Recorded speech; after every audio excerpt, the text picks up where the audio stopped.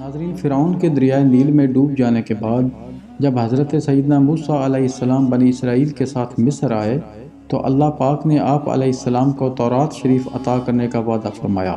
اور اس کے لیے کوہ طور پر 40 دن ٹھہرنے کا حکم دیا۔ چنانچہ آپ علیہ السلام کوہ طور پر تشریف لے گئے اور بنی اسرائیل کو اپنے بھائی حضرت ہارون علیہ السلام کے سپرد کر گئے۔ آپ 40 دن تک دن بھر روزہ دار رہ کر ساری رات عبادت میں مشغول رہتے، اور ادھر سامری کو بنی اسرائیل کو گمراہ کرنے کا موقع مل گیا۔ سامری کون تھا؟ بنی اسرائیل میں ایک شخص تھا جس کا نام سامری تھا، جو طبعی طور پر نہایت گمراہ اور لوگوں کو گمراہ کرنے والا آدمی تھا۔ اس کی ماں نے برادری میں رسوائی و بدنامی کے ڈر سے اس کو پیدا ہوتے ہی پہاڑ کے ایک غار میں چھوڑ دیا تھا۔ حضرت جبرائیل علیہ السلام نے اللہ کے حکم سے اس کو اپنی انگلی سے دودھ پلا پلا کر پالا تھا، اس لیے یہ حضرت جبرائیل علیہ السلام کو پہچانتا تھا۔ اس کا پورا نام موسیٰ سامری ہے، اور حضرت موسیٰ علیہ السلام کا نام بھی موسیٰ ہے۔ جب کوئی آدمی ازل ہی سے نیک بخت نہیں ہوتا تو وہ بھی نامراد ہوتا ہے، اور اس کی پرورش کرنے والے کی کوشش بھی ناکام اور نامراد ہوتی ہے۔ جس طرح موسیٰ سامری جو حضرت جبرائیل علیہ السلام کا پالا ہوا تھا وہ کافر ہوا، اور حضرت موسیٰ علیہ السلام جو فرعون کی پرورش میں رہے وہ خدا کے رسول ہوئے۔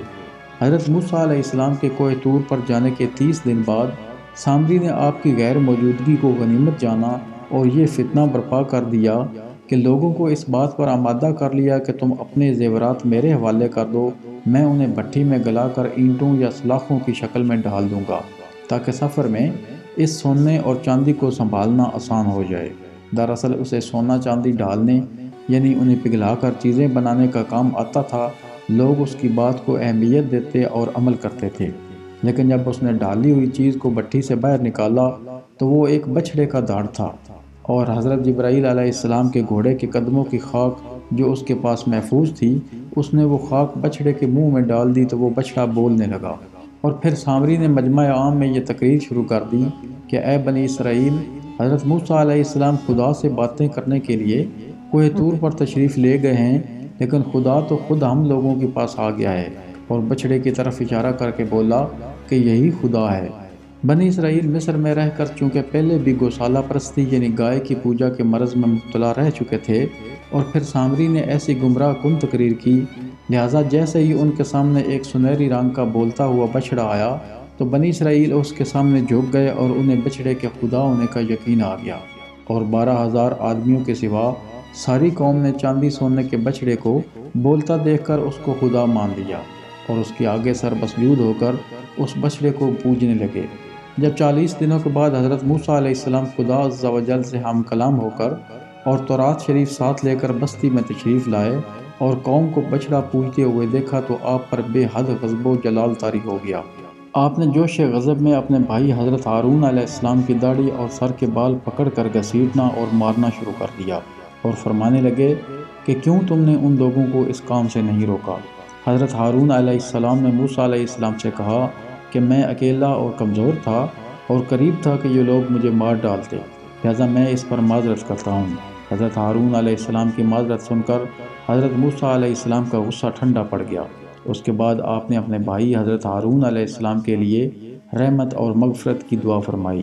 پھر آپ نے اس بچڑے کو توڑ پھوڑ کر اور جلا کر اور اس کو ریزہ ریزہ کر کے دریا میں بہا دیا۔ پھر حضرت موسیٰ علیہ السلام نے تورات شریف کے احکام پڑھ کر بنی اسرائیل کو سنائے اور فرمایا کہ تم لوگ اس پر عمل کرو۔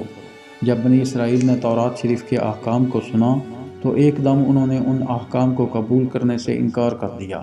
اس سرکشی پر اللہ تعالیٰ کا یہ غضب نازل ہوا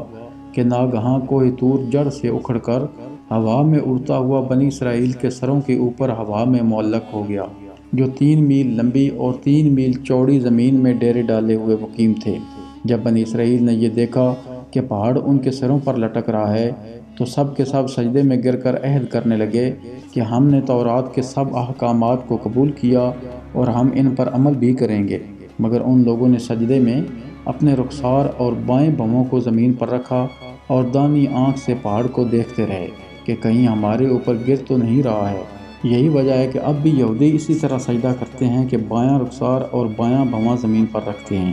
بہرحال بنی اسرائیل نے جب توبہ کر لی اور تورات کے احکام پر عمل کرنے کا عہد کر لیا تو پھر یہ پہاڑ اڑ کر اپنی جگہ پر چلا گیا۔